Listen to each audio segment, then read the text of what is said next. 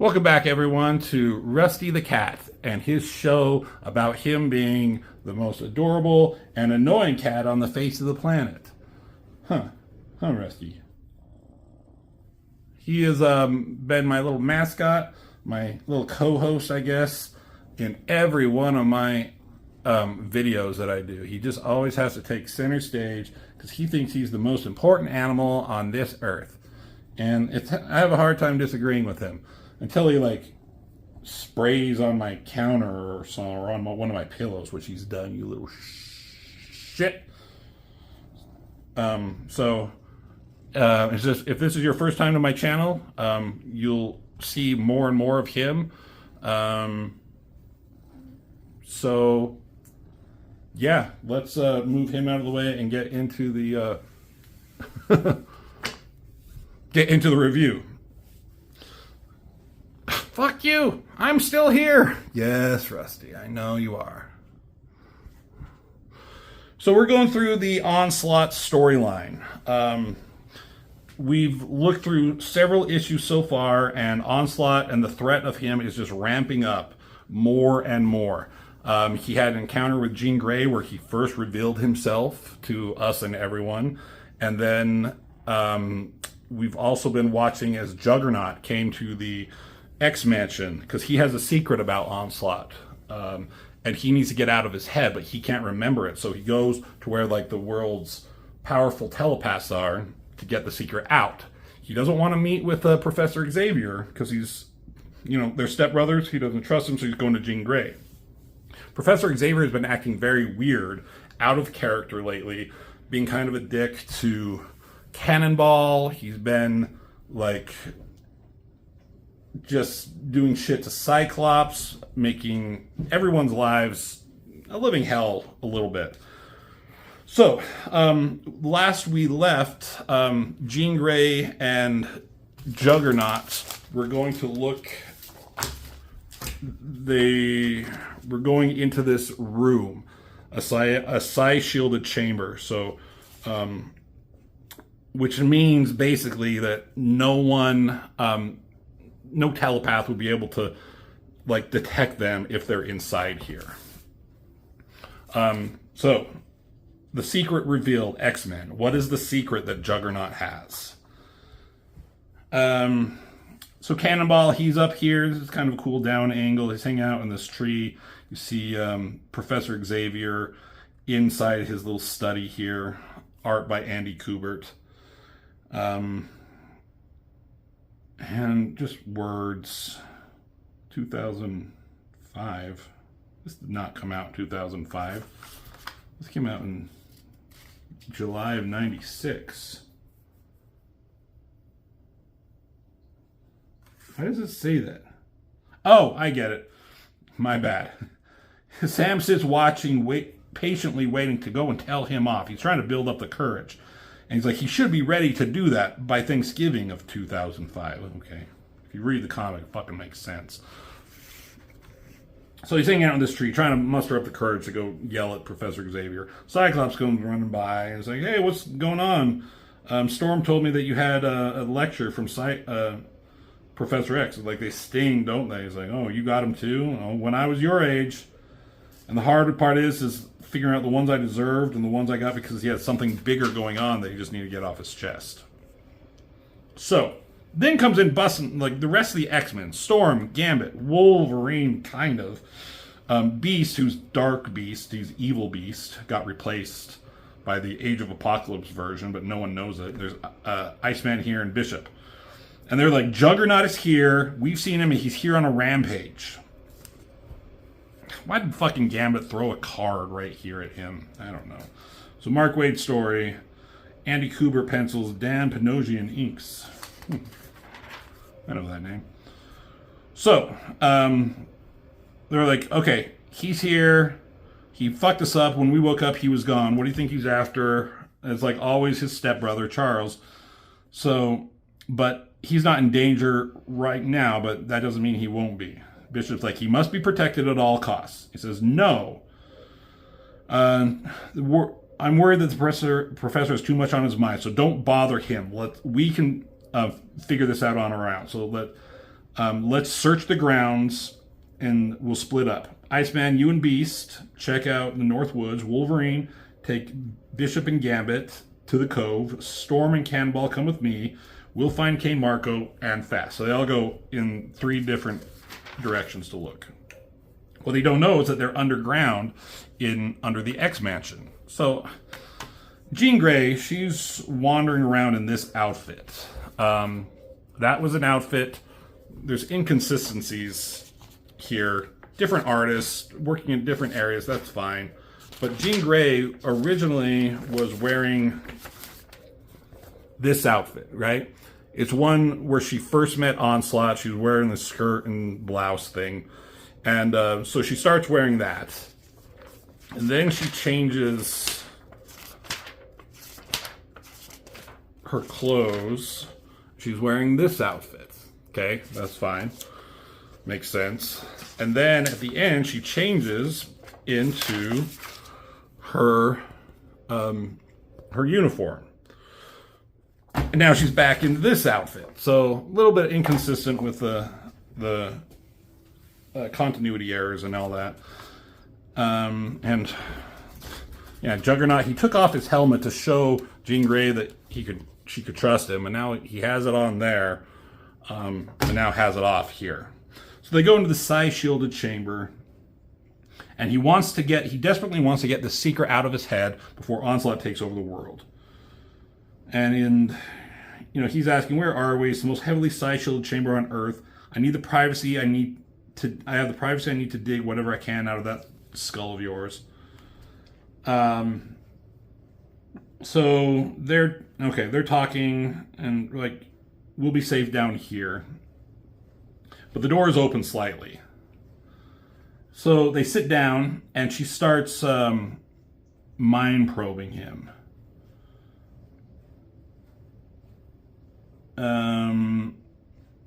Let's see. I remember. They're just talking about nothing. So he's just blabbering on. She tells him to shut up. And none of that matters. Talking about the things that Charles Xavier has done in his past, the things that seemed like dickhead moves, but it was like necessary. So just like shut up and let me concentrate. And leave your mind open to me. But then she realizes that the door wasn't shut properly and it's unsealed. It's not psi-proof if it's not fully shielded. So she presses a button or whatever, closes the door, it slams shut. And Cyclops notices. He has a psychic rapport with Jean Grey, and suddenly he can't feel it. And he's like, you guys keep searching, I need to check something out. So they're looking, then it goes to Wolverine, Gambit, Bishop. They're having a hard time finding him, can't find a scent. Juggernaut isn't stealthy, they should be able to hear him. Then it goes to Iceman and Beast. That's kind of cool. He's underneath the ice slide there. And it's talking about how, Beast is evil Beast there. And then it goes to where Good Beast is. Because he had chained him up. But Beast was able to find an area of his prison that he could escape from. He breaks off the chains. He opens up this spot in the floor. He's about to get out. And then somebody confronts him. Not so fast, Furball. Where do you think you're going? Weird upshot. Nice ass shot. Took the opportunity. I don't remember. I don't think we ever find out really what happens to him from here. Anyways, Cyclops goes back and he bursts in on the professor's study. He's like, please, Cyclops, I asked not to be disturbed. He's like, I don't fucking care. Shut up, old man. It's about Jean. Our psionic link has been broken. I'm worried about her. He's like, okay, that's weird. I don't feel her either. But if anyone can take care of herself, it's Jean. He's like, are you sure? He's like, that will be all. Go ahead and leave. He's like, no, there's more. And he's like, I don't have any patience for your behavior right now, whatever you're going through, but you need to hear this, that Jean didn't come to you today because she met Onslaught. He's like, yeah, right? That's a big deal. He's a megacide. He claims he's powerful enough to annihilate us all. And he's like, maybe your computer files can have something. He's like, wait a minute. Cyclops notices something. Why do you have Franklin Richards from the Fantastic Four, the son of Mr. Fantastic and Invisible Woman? Have you been keeping data on them? I mean, he should. Franklin Richards is a mutant, extremely powerful, so he should have something with them. He's like, I don't know. I have no idea why I pulled that up. I can't remember. That's weird. He's like, all right, I'll find a way to search for Onslaught and Jean. You have my word. And then he says, okay, well, I also want to let you know that Juggernaut is out there somewhere, and we are looking for him. He's like, okay, we don't have time to waste. Deactivate the mansion's defenses. He's like, wait, what? Like, you heard me. If he's out there, I want you to lure him in so you can deal with him definitively. I trust you to take care of him ever since he came back, ever since he arose. And then it shows a little flashback because we're now looking in Juggernaut's mind of when he first became Juggernaut. And they're talking about his relationship with Professor X, not really important. And she's like, okay, I'm in your mind now. Focus on this block. This is like the representation of the mental blocks. Like, keep hitting it. Keep bashing away. Once you break it, it's basically going to reveal the secret that you've been trying to, remember. Be ready for anything. She's helping hit it away with him.